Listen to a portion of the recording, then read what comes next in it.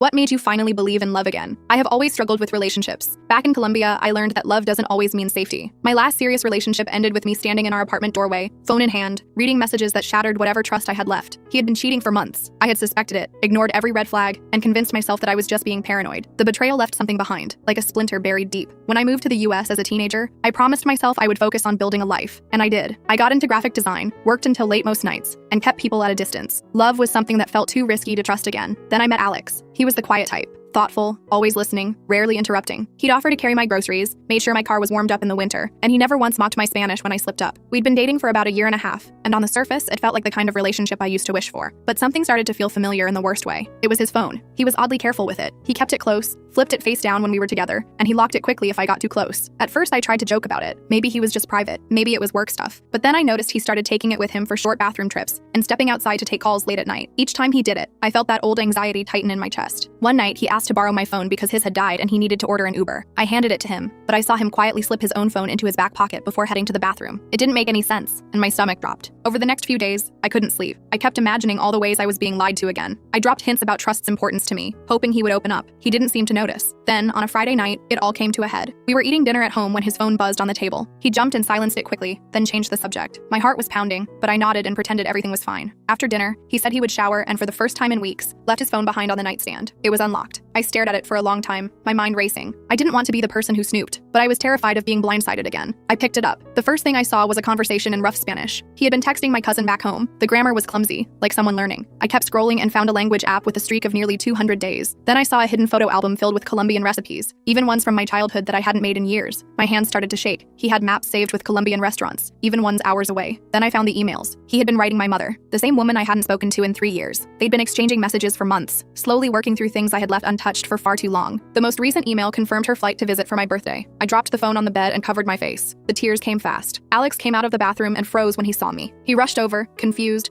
and asked what was wrong. I told him everything. I looked through his phone. I thought he was hiding something. I was afraid. He didn't yell. He just held my hand and explained. He said he noticed how I missed home, how I lit up when talking about the food, music, and memories. He wanted to surprise me with something that made me feel close to all of it again. That night, I realized I had spent so long expecting pain that I almost missed the kind of love that stays quietly in the background, learning your language and fighting for the pieces of you that feel lost.